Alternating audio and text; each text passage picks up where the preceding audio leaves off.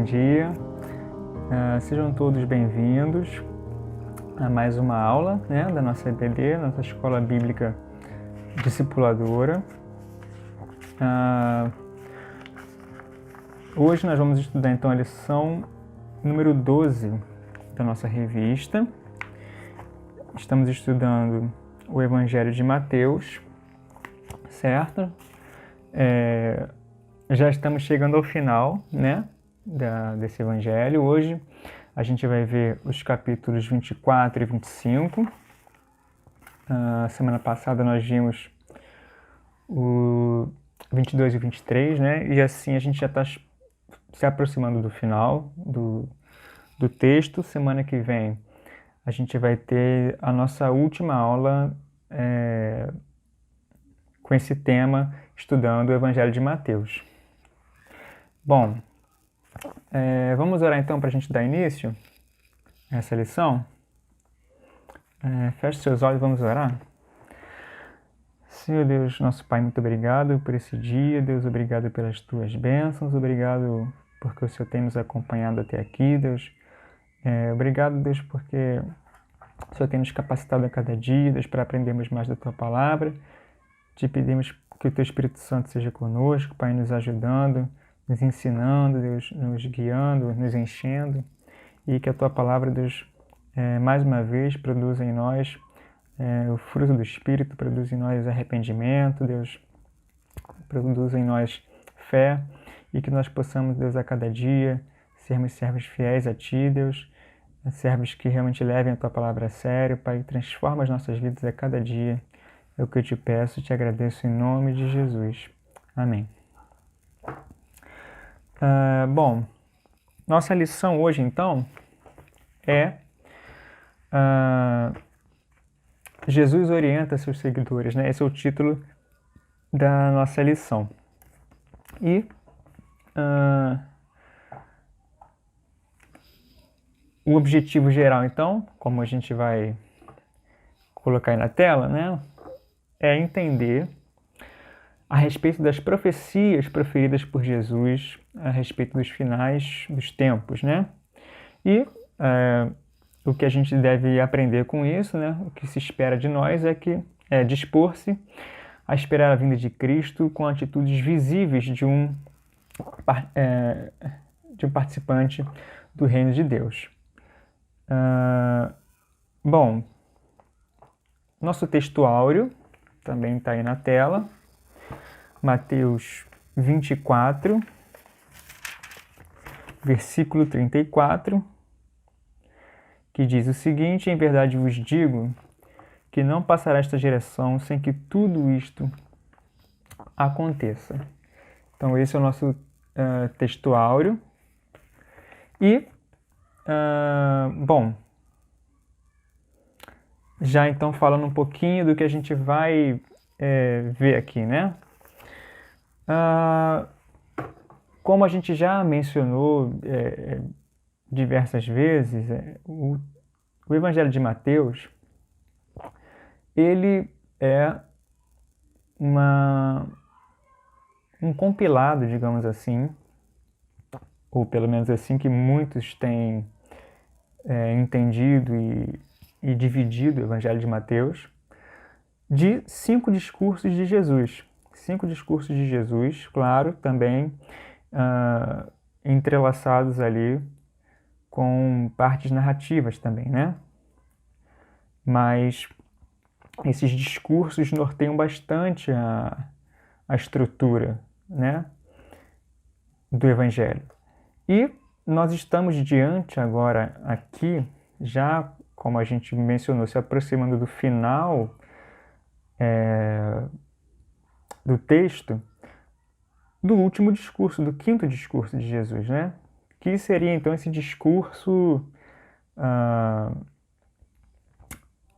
profético, digamos assim, ele se dá a partir de uma indagação dos discípulos, E aí essa indagação, a gente já pode até pegar a nossa Bíblia para ver o que os discípulos perguntam para Jesus aqui. Em Mateus 24,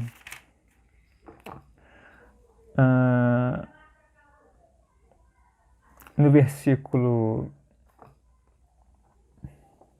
3, né? Lembrando que Jesus, ele olha para o templo de Jerusalém, né? E lembrando também que aqui a gente está diante logo do término do capítulo 23, onde a gente tem um lamento de Jesus ali a respeito de Jerusalém, a respeito do povo de Israel, né? Jerusalém, Jerusalém, que matas os profetas e apedrejas os que te foram enviados. Quantas vezes quis eu reunir os teus filhos, né? A gente falou sobre isso na aula passada. E aí no capítulo 24, logo em seguida, Jesus, então, ele está ali tendo saído do templo, diz o texto, né? Ele olha para aquela construção, né? Aquela construção bonita, né? Não apenas bonita, mas o templo era de grande importância, né? Como vocês bem sabem, para a religião de Israel, né? O templo, ele, embora a gente tenha ali naquele período, né, daquele chamado de judaísmo do Segundo Templo, um judaísmo que, na verdade, muitos estudiosos dizem que não era um judaísmo, mas judaísmos no plural, né, porque você tinha vários entendimentos e várias interpretações. Você tinha ali os fariseus, saduceus, os zelotes, enfim. Embora você tivesse várias correntes diferentes, né, e que discordavam entre si em muitas coisas, a figura do templo era ainda, né, representava algo central na religião ali, né? Embora também houvesse os essênios, né, que de uma certa forma se distanciaram do templo também, mas em sua maioria todos os grupos, né, o judeu ali, tinha no templo um símbolo assim, de grande importância. E Jesus, então, olhando para esse templo, ele vai dizer o seguinte no versículo 2 de Mateus 24. Não vedes tudo isto? Em verdade vos digo que não ficará aqui pedra sobre pedra que não seja derribada. E aí vem a indagação dos discípulos, né, no versículo 3. Que diz que no Monte das Oliveiras, Jesus estava ali assentado, né? Quando se aproximaram dele os discípulos, em particular, e lhe pediram: dize-nos quando sucederão estas coisas e que sinal haverá da tua vinda, né? E da consumação do século. Então, primeiro é interessante observar que essa pergunta dos discípulos nos faz recordar que os profetas, eles agrupavam, né, nas suas profecias os acontecimentos por temas, né, e não necessariamente em ordem cronológica, né? Então, os discípulos parecem ter em mente ali também exatamente a mesma coisa, né? Então eles viam provavelmente essas duas coisas como estando bastante interligadas, né? A destruição do templo, que Jesus acabou de dizer que vai acontecer, com a consumação dos séculos, né? Então eles viam essas duas coisas como sendo partes de um mesmo tema, né? E, portanto, a pergunta deles é dupla nesse sentido, né? Embora esteja tudo sobre um tema só, mas é uma pergunta dupla, né? E até porque a gente já falou também sobre isso um pouco, né? Tinha-se essa ideia, né? Jesus se apresentava como Messias, certo? E tinha-se essa ideia de que o Messias seria alguém que iria perpetrar uma salvação e uma libertação de cunho político, né? Então, se o templo vai ser derrubado, né, e se Jesus é essa figura messiânica, então esse Messias, esse templo derrubado, de certa forma, isso tem, quer dizer, é a consumação dos séculos, né, o fim do mundo. E esse Messias vai, então, dar fim a tudo, né? a gente já falou uma certa vez, né, quando a gente vê o próprio Pedro declarando, fazendo aquela declaração ali, tu és o Cristo, filho do Deus vivo. É interessante que Pedro identifica na figura de Jesus o Messias. Isso é fato, né? Mas tamanha era a semântica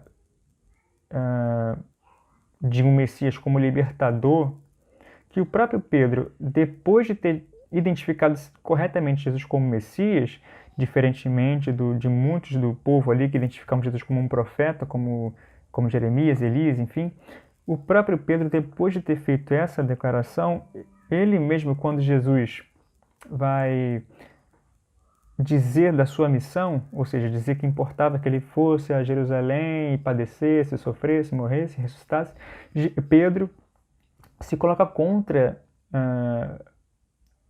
isso que Jesus está falando, né? E Jesus o repreende, né? Dizendo, aparta-te de mim, Satanás, né? E por que isso acontece?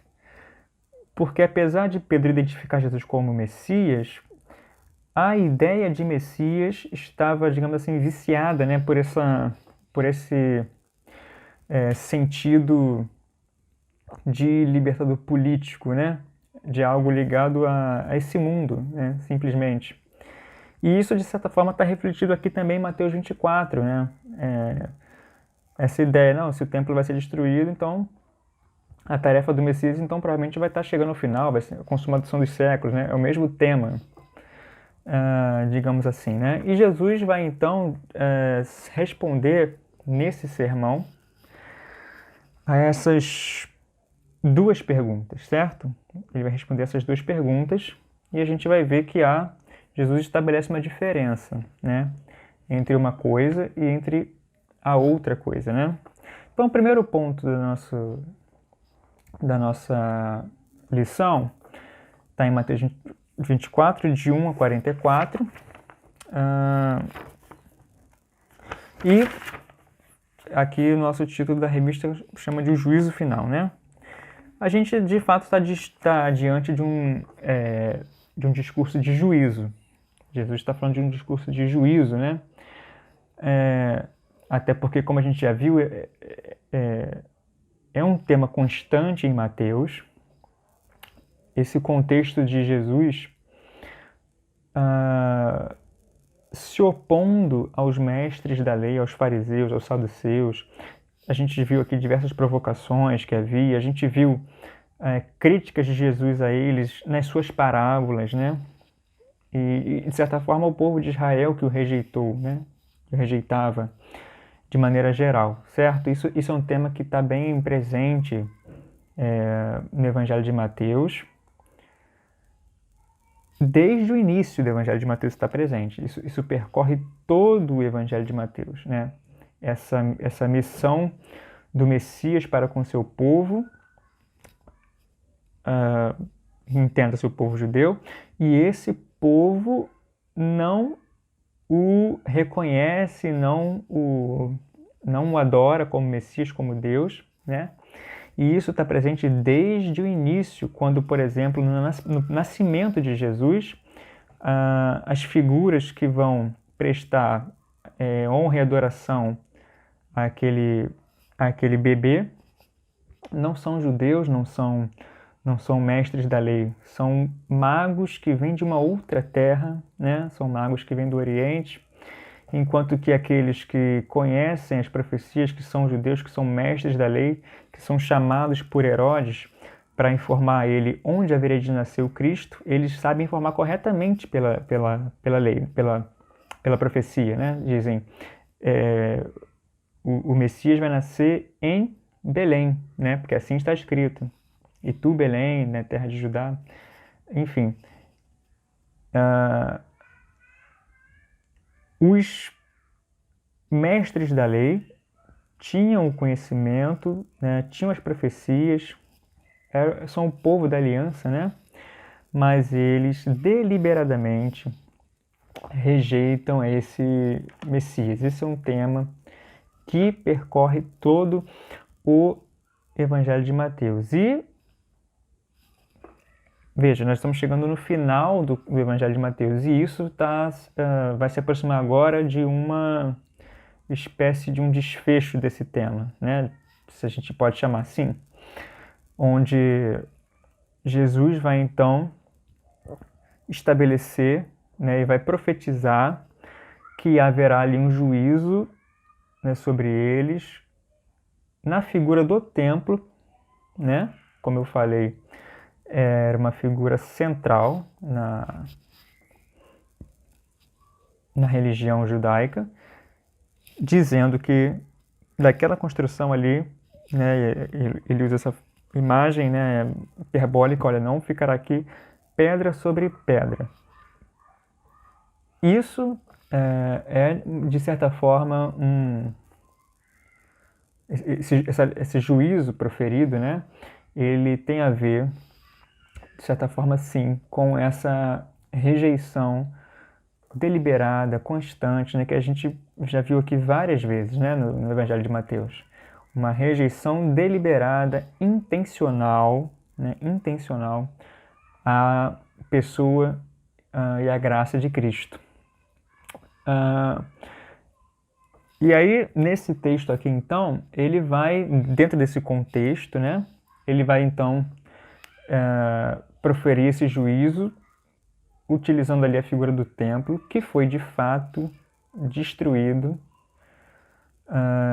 no ano 70, né? A gente sabe disso, o Império Romano cercou Jerusalém, e uma guerra ali que vai de 66 até 70, né? E aí é interessante que Jesus então vai dar várias advertências aqui. Ele fala contra os falsos messias no versículo 4, né? A partir do versículo 4 ele diz: vede que ninguém vos engane, porque virão muitos em meu nome dizendo eu sou o Cristo, e enganarão a muitos, né? Isso era de fato algo constante no século I. Muitas pessoas se apresentavam como Cristo, como Messias, né? E Jesus faz essa advertência aos seus discípulos. Jesus está falando aqui com seus discípulos em particular, como a gente viu lá no versículo 3, né? E a gente tem, muito interessante aqui dos versículos 6 a 8 do capítulo 24, uma série uma linguagem falando de tribulações, né? E tribulações essas que estavam, segundo a mentalidade judaica ali, associadas aos sofrimentos que viriam logo antes do chamado do fim do mundo, né? Então Jesus vai dizer, né, que haverá guerras e rumores de guerras, né? Nação contra nação, reino contra reino, né? E, no entanto, Jesus coloca essas coisas não como ali já o final, mas ele diz isso no versículo 8, porém tudo isto é o princípio das dores, o princípio das dores, né? Ou seja, isso de certa forma caracteriza a vida, digamos assim, normal, né? Um teólogo que eu estudei aqui também para poder trabalhar essa questão, Craig Kinner, fala isso, né? Jesus coloca isso como o princípio das dores, ou como algo que vai caracterizar essa vida normal desse período depois, digamos assim, depois da ressurreição de Cristo e pós-destruição do templo, né? O período que começa no cristianismo, o período da nossa vida. É uma vida de fato de tribulação, de angústia, né? E, enfim, e isso perdura até que se chegue de fato à consumação dos séculos, né? Então, e aqui é importante a gente ter em mente, como a gente já mencionou, que esse sermão profético, que a gente pode chamar assim, né? Ele está respondendo, já mencionou isso, né? Mas ele está respondendo, é importante a gente salientar, né, e observar, que ele está respondendo a duas perguntas, né? Então, Jesus está falando tanto da destruição do templo, que foi perguntado a ele, e ele também fala da sua vinda, né, parousia, né? A palavra grega para se referir a essa segunda vinda de Cristo. E é importante notar, a gente pode ir lá no versículo 34, que a gente já até leu, porque é o nosso texto áureo, né?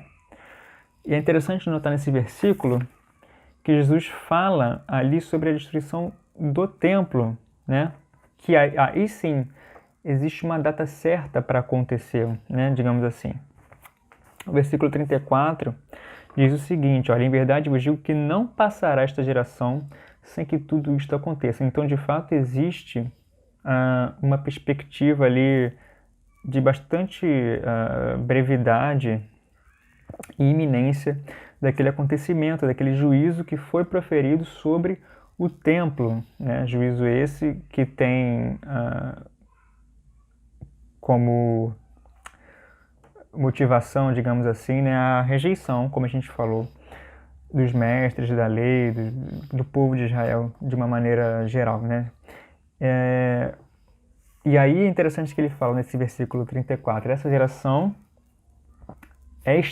né, não passará sem que tudo isto aconteça. E aí eu tenho um teólogo que um pastor batista, né, aqui do Rio, pastor Tiago Titilo, ele comentando esse texto, eu pude aprender um pouco com ele também, estudando, e ele chama atenção para os marcadores temporais que a gente tem aqui. Por quê? Porque nesse versículo 34, a gente percebe que Jesus está usando e falando de algo ali próximo a ele, esta geração, né? Não passará esta geração. Um pronome demonstrativo que indica essa proximidade sobre aquilo do que se está falando, né? Não passará esta geração sem que tudo isto aconteça. Já se a gente for olhar no versículo 36, ele contrapõe, né, essa primeira parte da pergunta que ele está respondendo, a segunda parte, veja, versículo 36, mas a respeito daquele dia e hora ninguém sabe. Veja agora o pronome demonstrativo modificado, indicando aí uma distância com relação do que se está falando, né? Então, no 34, não passará esta geração sem que tudo isto, proximidade, aconteça. Versículo 36, mas a respeito daquele dia e hora, né? Ou seja, distanciamento, ele está respondendo agora a segunda parte da pergunta. Ninguém sabe, nem os anjos dos céus, nem o Filho, senão o Pai, né? Então veja que esses marcadores temporais nos ajudam a perceber que Jesus de fato responde as duas perguntas, indicando que para uma situação existe ali um tempo determinado, no sentido de que era possível eles saberem de fato, até porque ele disse, Jesus, que aquela geração não passaria sem que aquilo acontecesse. E, de fato, sendo esse discurso proferido por Jesus, então por volta do ano 30, e sendo uma geração, né, um período na Bíblia de 40 anos, né, por exemplo,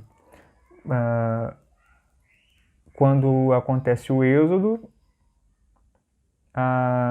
o povo de Israel fica vagando no deserto durante quanto tempo? Durante 40 anos, né? E de fato diz que aquela geração que saiu do Egito, passados esses 40 anos, aquela geração não entrou na Terra Prometida. Então o tempo de uma geração seria esses 40 anos, né?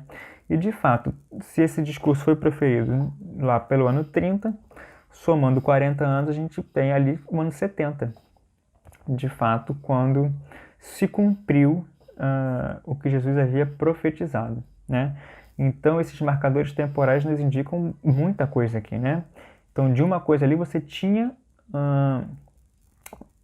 uma perspectiva ali próxima, né, de cumprimento. Com relação à parousia, com relação à consumação dos séculos, aquela segunda parte da pergunta, Jesus disse, com relação a essa pergunta, daquele dia e hora, ninguém sabe, né? Então, isso é muito bem estabelecido por Jesus aqui, né? E os versículos, voltando um pouquinho, os versículos de 15 a 22, vão falar então justamente dessa primeira parte da resposta de Jesus, né? Quando, pois, vides o abominável da desolação, de que falou o profeta Daniel, né? Tal, então os que estiverem na Judéia, fujam para os montes. Quem estiver sobre o eirado, não desça a tirar de casa alguma coisa, ou seja, urgência. Quando vocês virem essa abominação, que foi entendida como sendo ali no ano 66, né? Os revolucionários mataram os sacerdotes dentro do templo, ou seja, derramaram sangue humano dentro do templo e isso profanou o templo, né? E 3 anos e meio depois, em 70, o templo de fato foi desolado. Foi incendiado, né, pelos romanos e no local eles levantaram estandartes, né, com o emblema do imperador, que era adorado como Deus, né, era adorado como um ser divino, o imperador romano, naquela região ali, na região oriental do Mediterrâneo. Então,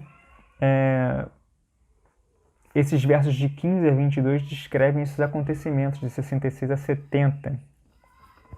Ainda que se possa interpretá-los como ainda tendo alguma perspectiva futura, primariamente ele diz respeito a esse evento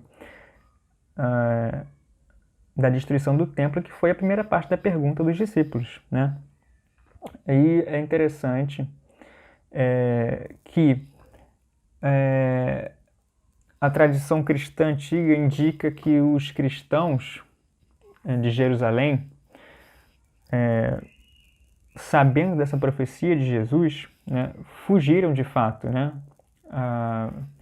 Aqui Jesus diz para eles fugirem para os montes, né, para as montanhas. Eles fogem, na verdade, diz essa tradição antiga que eles fogem rumo a norte para uma região chamada Pela, e não para a região montanhosa, né, que também possibilitava ali uma fuga, né?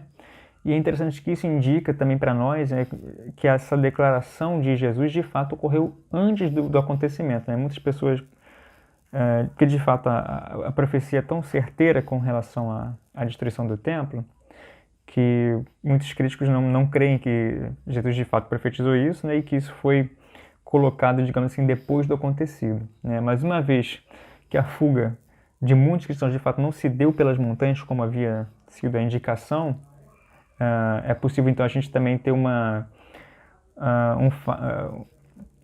indicador de que de fato o texto é anterior ao acontecimento, né? Isso é muito interessante.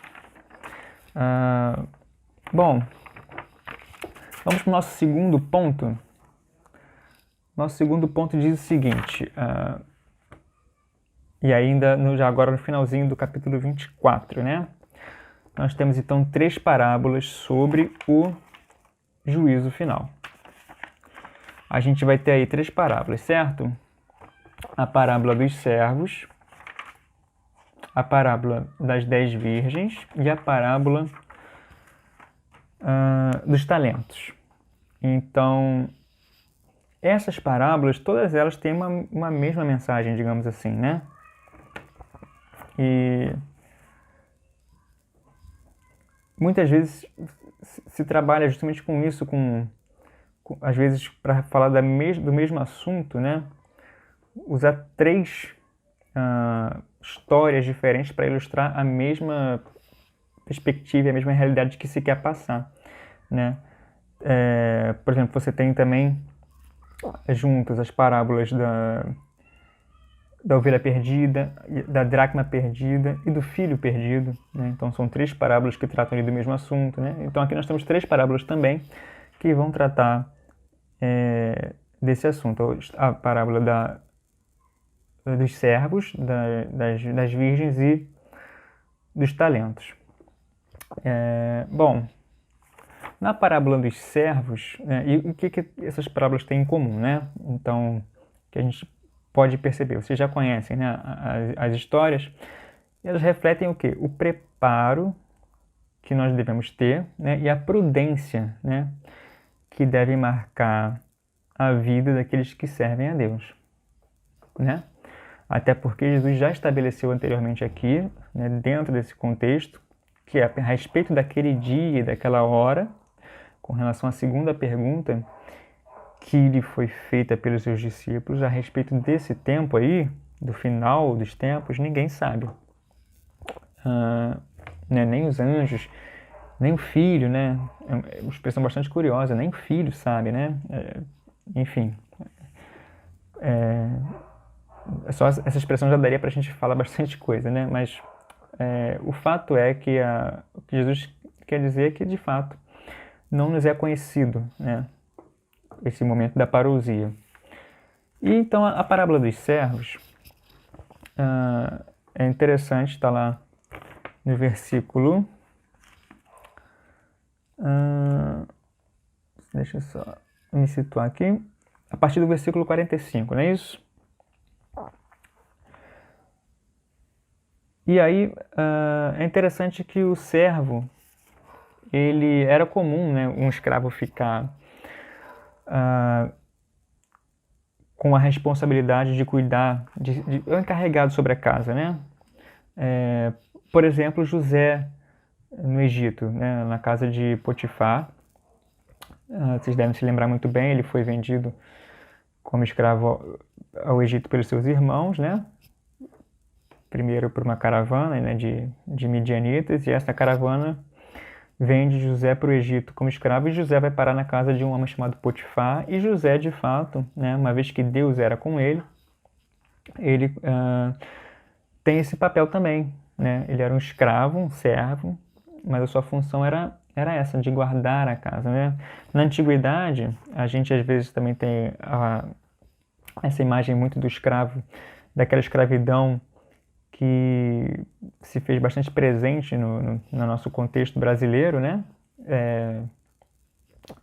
Mas a escravidão ali na antiguidade era um pouco diferente, né? Claro, os escravos eram propriedade também dos seus donos, mas de fato era possível para um escravo ter uma vida, alguns, né? Obviamente, não todos, ter uma vida relativamente boa, né? E não era incomum.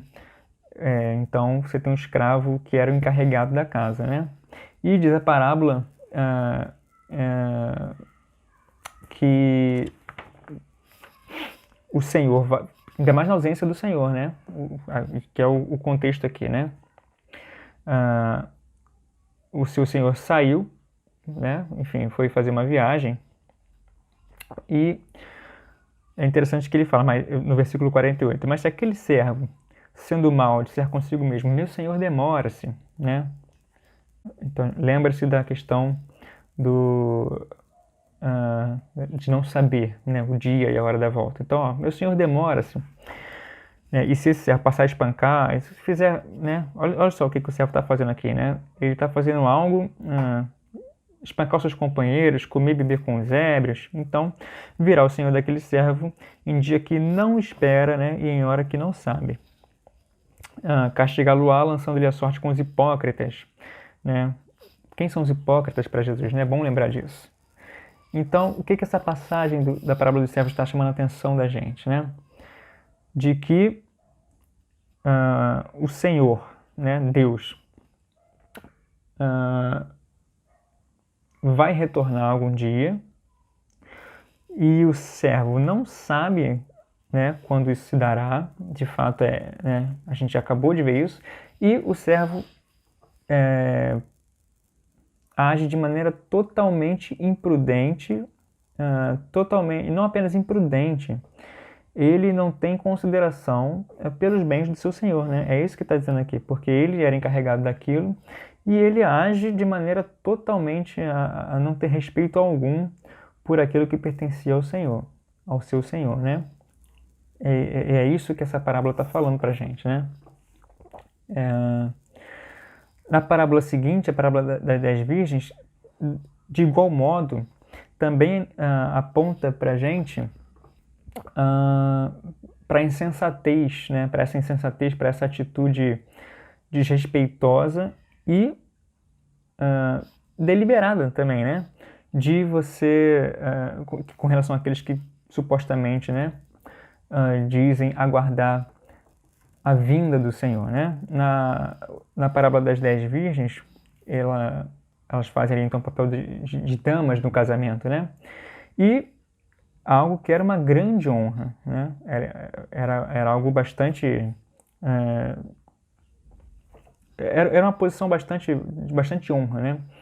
Dama de casamento. E ali o papel delas era justamente encontrar o noivo, né? O noivo que iria buscar a noiva na casa dela e depois, né, aquela procissão, né, aquele cortejo, depois ele conduziria a noiva para sua própria casa, né? E o papel delas era então fazer esse cortejo, né, com cânticos, com danças festivas. Esse era o grande papel delas, né? Ou seja, e perder esse cortejo, né, perder a vinda do noivo, era perder justamente a principal função que elas tinham como damas, né, do casamento. Portanto, se elas são damas daquele casamento, estar despreparadas para esse acontecimento é um grande insulto dentro desse contexto. Então percebam que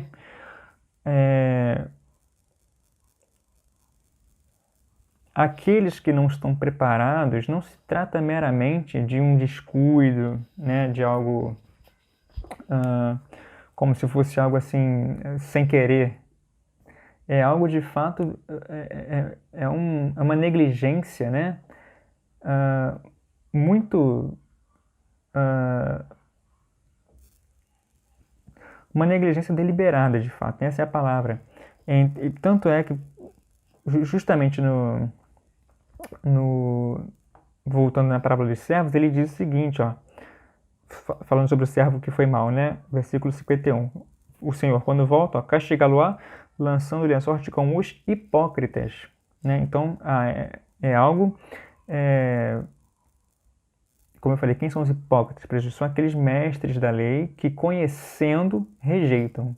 Então, o servo que não é prudente, essas virgens que ousam não estar preparadas para aquilo que era a principal função delas, uma posição de grande honra, né? É algo realmente assim,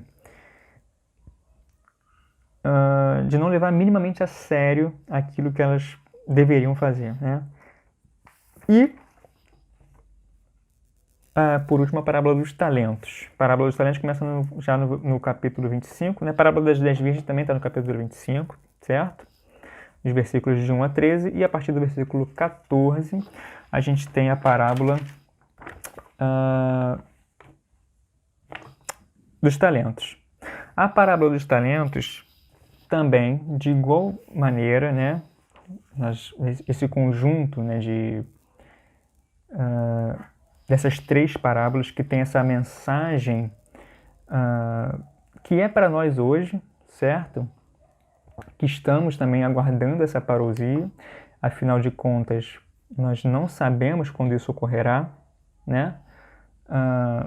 Essa parábola dos talentos, então, da mesma maneira, ela aponta para, de fato, um total descaso para com os bens do Senhor, assim como aquele servo da primeira parábola, né? Então, o terceiro servo da parábola dos talentos, o que ele faz com o dinheiro que lhe foi confiado? Ele pega aquele dinheiro e o enterra. Mas por que isso é tão grave assim? Porque isso demonstra, né, dentro da cultura, do contexto ali, que ele não tinha, ele não queria saber dos bens, daquilo que lhe foi confiado. Por quê? Porque se ele tivesse feito o mínimo de pegar aquele dinheiro e colocar ali num banco, digamos assim, né, com os cambistas ali que poderiam fazer um lucro com o dinheiro, e que daria para ele mesmo trabalho de ter enterrado, né, o dinheiro teria rendido alguma coisa. Mas ele não, de fato, ele se nega a levar a sério aquilo que lhe foi confiado, né? E é interessante que no verso 25 do capítulo 25, esse servo responde da seguinte maneira, olha, ele está respondendo, né? Receoso, escondi na terra o teu talento. E aí ele fala, aqui tens o que é teu. Dentro ali do contexto judaico dessas transações comerciais, ele estava dizendo o seguinte, tens aqui o que é teu, significa, eu não sou mais responsável por isso. Toma o que é seu. Então veja que não é uma atitude, digamos assim, de algo que foi sem querer. Trata-se de algo, de fato, de uma imprudência, né? De uma negligência bastante forte, né? Ele não se importou o mínimo com aquilo que o Senhor, que o seu Senhor lhe havia confiado, né? Nem ele, nem aquelas 5 virgens, né? Das 10, 5, né? Nem aquele servo que havia ficado encarregado, na primeira parábola, que havia ficado encarregado de cuidar da casa, dos bens do seu senhor, enquanto esse estava fora. Então, veja só como é grave o que está se falando aqui, né? Então, essas 3 parábolas, elas falam basicamente da mesma coisa, né? De que do cuidado que a gente deve ter para não sermos servos imprudentes, não negligenciarmos, né? Não sermos iguais aos hipócritas, né? Essa é a grande mensagem. Afinal de contas, o nosso Senhor ainda não retornou, né? Mas nós sabemos que Ele vai retornar. A incerteza, ela é quanto ao dia, não é quanto ao se Ele voltará ou não, né? Que Ele vai voltar, isso é certo, né? Ele vai voltar. A incerteza da parousia, né? Essa palavra grega que vai designar a segunda vinda de Cristo com relação ao dia e a hora. Isso ninguém sabe, né? Ninguém sabe. Então, lembrando, né? Jesus, nesse discurso, responde a 2 perguntas. A primeira, ele indica ali, sim, uma possibilidade de você antever com relação à destruição do templo, mas, ao mesmo tempo, ele separa a segunda questão. Lembra, os discípulos tinham em mente, então, que as 2 coisas estavam ligadas no mesmo tema, né? Recapitulando um pouquinho o que a gente já falou.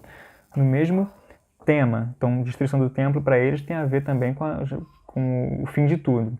Jesus separa, diz, não, a destruição do templo vai acontecer, né? Existe esse juízo sobre o povo de Israel na figura do templo, e isso dá para saber quando vai acontecer. Inclusive, ele diz, essa geração, né, não passará sem que tudo isso aconteça. Ao mesmo tempo, a segunda questão ele separa e diz, daquele dia e hora ninguém sabe. E ele reforça isso com 3 parábolas que vão tanto nos dar essa ideia da impossibilidade de saber a data, quanto também da importância de se agir corretamente, de se perseverar na fé até que o Senhor volte, né? Então, já talvez adiantando até a conclusão, essa é a grande mensagem para mim e para você. Ou seja, nós devemos estar preparados para essa segunda vinda. Não estar preparados para ela é uma loucura, uma imprudência muito grande. Por quê? Porque o fato de nós não sabermos quando ele vem não significa que ele não venha, né? Ele vem. Nós não sabemos quando, fato é, mas ele vem. E essa é uma certeza que nós temos. Cristo vem, né? Vamos então para o nosso terceiro ponto. E aí a gente tem no capítulo 25, a partir do versículo 31, uma imagem aí, né, do juízo final, que é o tema desse nosso terceiro e último ponto da lição, né? Essa passagem é muito conhecida, é aquela passagem, né, em que Jesus vai fazer a separação, né, entre ovelhas e cabritos, né? E aí ele separa e diz, vinde para as ovelhas, né? versículo 34, que eu estou aqui. Vinde, benditos de meu Pai, entrai na posse do reino que vos está preparada desde a fundação do mundo. E aí ele dá, né? Porque tive fome e me destes de comer, tive sede e me destes de beber, era forasteiro e me hospedastes. Estava nu e me vestistes, enfermo e me visitastes, preso e fostes ver-me. Então, perguntaram os justos: Senhor, quando foi que te vimos com fome, te demos de comer, ou com sede, e te demos de beber?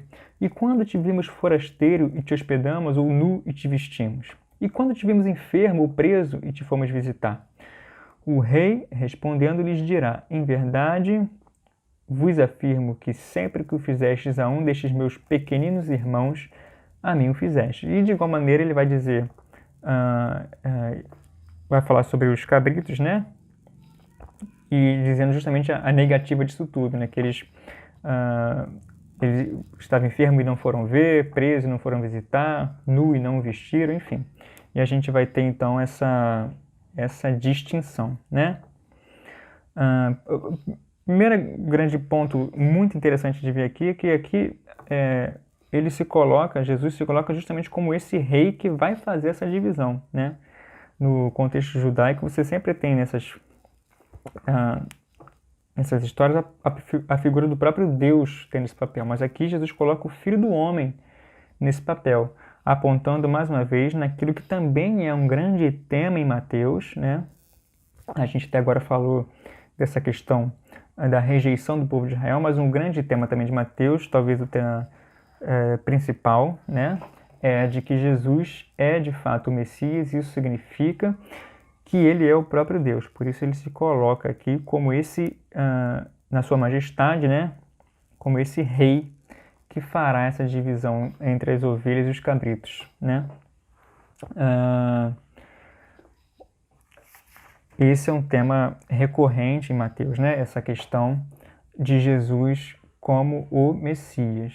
Jesus como Messias, né? E não só como Messias, mas também explicando a missão desse Messias, né? Porque a gente já falou, a ideia de Messias estava muito poluída, digamos assim, com essa ideia de libertação política, né? E isso também está presente, inclusive, na pergunta que foi feita a Jesus lá no início do capítulo 24, né? Então, esse é um tema importantíssimo também, Mateus, né? Um evangelho escrito para os judeus, né? Para alcançar os judeus, provando para eles que Jesus cumpriu as profecias do Antigo Testamento e, portanto, ele é o Messias que deve ser adorado e recebido como tal pelo seu próprio povo, né? Povo esse que, infelizmente, não o recebeu, né? Essa passagem, ela talvez possa causar alguma confusão no sentido de que o critério utilizado para fazer a separação entre aqueles que são considerados ovelhas e os cabritos seja um critério de fazer, né? Então, talvez, não sei se seja possível alguém, por essa passagem aqui, apenas tentar advogar algum tipo de salvação por obras, né? Então, o salvo é aquele que faz, né? É aquele que visita o pobre, é aquele que veste alguém que está nu, enfim. Porém, é importante observar algumas coisas, e isso sem falar na própria teologia paulina como um todo, né? Mas, enfim, antes de chegar ainda nesse desenvolvimento paulino, a gente já pode notar algumas coisas aqui dentro de Mateus que são o seguinte. Primeiro que em alguns textos apocalípticos era comum se dizer que as nações seriam julgadas, e aqui nós estamos falando do julgamento das nações, certo? Pela forma como trataram Israel. Então, é possível interpretar também essa passagem como sendo, quando Jesus fala, quando vocês não fizeram isso, ou quando vocês fizeram isso, né, a um desses meus irmãos e irmãs, né, a um desses meus pequeninos. E aí poderia se interpretar também como isso sendo uma referência a Israel, a maneira como as nações trataram Israel. Por outro lado, também, muitos teólogos têm visto, e isso baseado no uso da palavra, desses vocábulos irmão, irmã e pequenino, dentro do próprio livro de Mateus, ou seja, tendo em vista o uso que o próprio Mateus, né, o autor do Evangelho, faz desses termos ao longo do seu texto, é possível interpretar esses irmãos, essas irmãs, esses pequeninos, como estando se referindo aos mensageiros de Cristo, né? Uma vez que receber esses mensageiros de Cristo, aqueles que levam o Evangelho, era receber a Cristo, né? A gente viu lá, por exemplo, Mateus 10, falando daquela missão dos discípulos, né? E de como eles deveriam proceder, né? Aqueles que lhe hospedavam e aqueles que recusavam hospedar esses discípulos, ou seja, que eles estavam, de certa forma, rejeitando a mensagem que eles estavam trazendo. Então, é muito provável que o texto esteja se referindo, claro, existem possibilidades de interpretação, mas eu diria que é uma possibilidade bastante forte, né, que esteja se referindo a receber os mensageiros de Cristo, que levam essa mensagem do Messias. De qualquer modo, o que a gente não tem como tirar do texto é que seria alguma espécie de salvação por obras, né?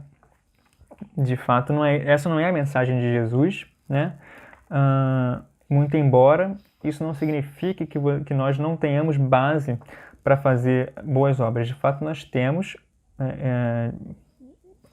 uma boa base para fazer boas obras, porque nós somos salvos, né? A salvação, ela não é fruto das boas obras, mas sim as boas obras são fruto da salvação que nos é proporcionada pela fé em Cristo. Paulo já fala lá em Efésios 2:10, né? Que essas boas obras foram preparadas por Deus para que nós andássemos nelas, né? Então, não se trata de negar a importância de se fazer boas obras, né? A importância que as boas obras têm. De fato, a história da igreja ela é marcada justamente por isso, né? Os cristãos, né, piedosos são aqueles que, de fato, que a sua fé, como diz a carta de Tiago, é uma fé que se desdobra em boas obras, que são, então, o fruto que pode ser visto de que aquela fé é genuína. Mas a gente não deve se enganar achando que é possível alcançar a salvação por boas obras, né? E de fato, muita gente acaba se iludindo com isso, vivendo uma vida de sacrifício nesse sentido, né? Achando que assim ela consegue, de certa forma, balancear a sua vida perante Deus, como se fosse o suficiente, como se a gente conseguisse pagar alguma coisa, como se a gente conseguisse fazer alguma coisa para conseguir merecer a salvação, né? Ou ter um olhar mais piedoso de Deus nesse sentido. Não é isso que o texto diz, não há base para isso, nem aqui em Mateus, nem no resto do Novo Testamento, nem no Antigo. Até porque Paulo, quando traz o seu desenvolvimento da doutrina da salvação, da justificação pela fé, ele está trazendo uma imagem que é do Antigo Testamento, né? Ele usa, inclusive, por exemplo, a imagem do próprio Abraão, né? Que ele creu e isso lhe foi imputado por justiça. Portanto, essa justificação, ela sempre foi pela fé, né? Abraão creu. Crer, e interessante, né? Crer não é simplesmente acreditar, né? Não é simplesmente acreditar em alguma coisa que Deus te disse ou acreditar que Deus exista. Isso não é o crer.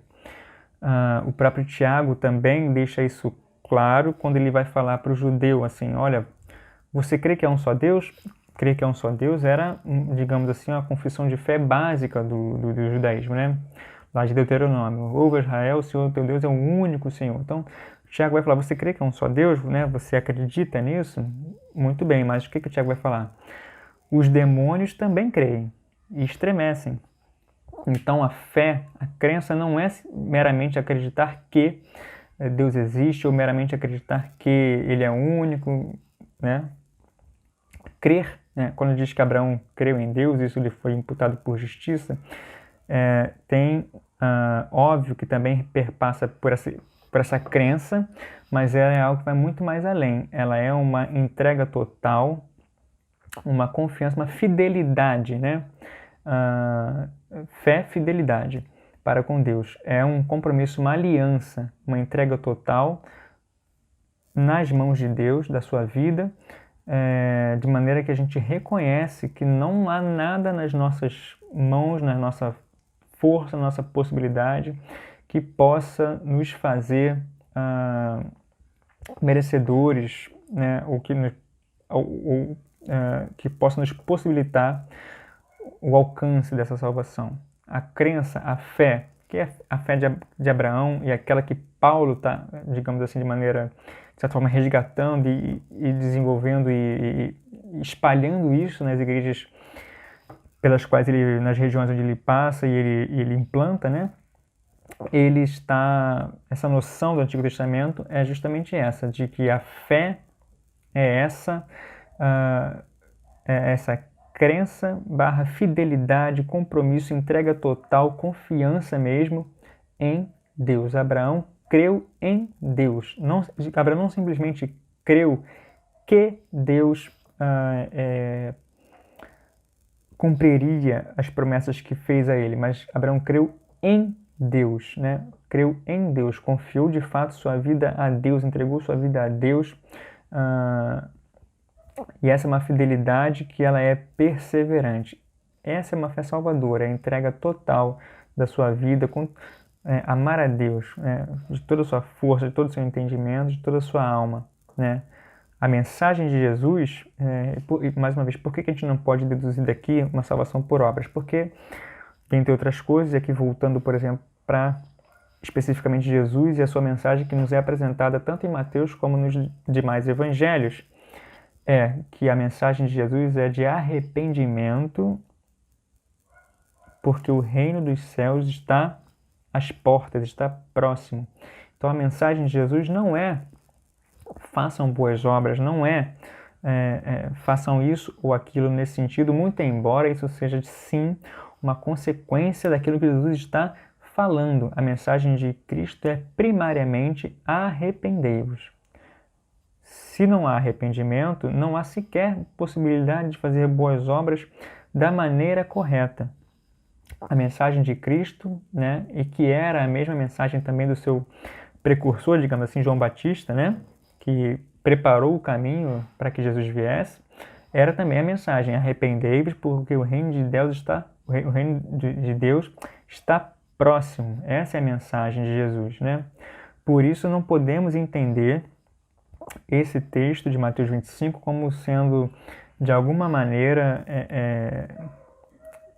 flertando com algum tipo de salvação por obras. Não, isso não é possível à luz tanto do próprio Evangelho de Mateus em si, como a gente vê, por exemplo, o uso que como a gente falou, né, da palavra irmãos e irmãs aqui no contexto de Mateus, como no contexto dos outros evangelhos, quando a gente vê a mensagem do próprio Jesus, como no contexto do Novo Testamento, quando a gente vai comparar também com a teologia paulina, e, por conseguinte, o contexto do Antigo Testamento, uma vez que a gente sabe que Paulo está falando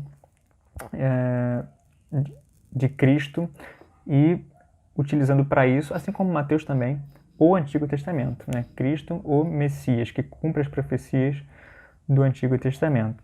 E é muito importante observar isso e, já na nossa conclusão, perceber, né, como a gente já falou um pouco aqui, né, a mensagem, então, para que a gente esteja preparado para essa volta de Jesus, para essa parousia, né? O Evangelho exige de nós a fé, né? Que, como a gente falou, é essa fidelidade, compromisso com Deus, né? É reconhecer que nós não podemos nada, né? E o salvo, por conseguinte, então, é aquele que persevera até o fim. É justamente aquele que tem essa fé, essa fidelidade, esse compromisso, essa aliança com Cristo. Que nós, então, sejamos, não como aquelas 5 virgens imprudentes, não como aquele servo que ficou encarregado, né, mas não deu a mínima para aquilo que lhe foi confiado, e nem como aquele terceiro servo que escondeu os bens e o talento, o dinheiro, os talentos, né, o dinheiro do seu senhor na terra, ou seja, fez extremamente pouco caso daquele que lhe foi confiado, de maneira que isso demonstra que ele não estava minimamente se importando, preparado para a volta do Senhor. Então, essa mensagem desse sermão profético é muito importante, né? E o que fica bastante patente aqui é a necessidade de a gente estar fazendo esse autoexame, de olharmos para a nossa vida e vermos se nós realmente estamos sendo fiéis àquilo que é o Evangelho, porque se há uma incerteza é com relação, como a gente falou, a quando, mas não se virá, né? De fato, Cristo virá, esse Senhor voltará. Quando não sabemos, mas Ele virá. E cabe a nós nos mantermos fiéis a esse Evangelho, a essa palavra que nos salvou, né? Esse Cristo que é Jesus, que nos salvou, que nos libertou e que demonstrou que a sua mensagem, esse reino de Deus que estava às portas, né, é uma realidade nas nossas vidas, né, e até mesmo com a destruição do templo ali, né, fica mais patente ainda que aquilo que Jesus estava falando vai muito além das fronteiras de Jerusalém, muito além da religião judaica, né? Cristo é o Messias, o Salvador de todo o mundo. Vamos orar então para que a gente possa terminar nossa lição? Senhor, muito obrigado, Deus, por essa palavra que nós lemos aqui. Deus, obrigado, porque a Tua palavra sempre confronta, né, o nosso coração, Deus. E te pedimos, Pai, que o Teu Espírito Santo seja conosco, nos ajude, Deus, a perceber a importância, Pai, de termos uma vida de fato pautada em Ti, Deus, centrada em Ti, em Cristo, Deus. Que o Senhor possa nos fortalecer a cada dia, nos ajude, Pai. E eu te agradeço, Deus, porque o Senhor nos salvou, nos resgatou e nos libertou, Pai. Te agradecemos por tudo, com perdão dos nossos pecados, em nome de Jesus. Amém. Bom, a gente fica por aqui e até a próxima lição, quando a gente vai estar, então, encerrando os estudos dentro do Evangelho de Mateus. Bom dia para todos, fiquem com Deus.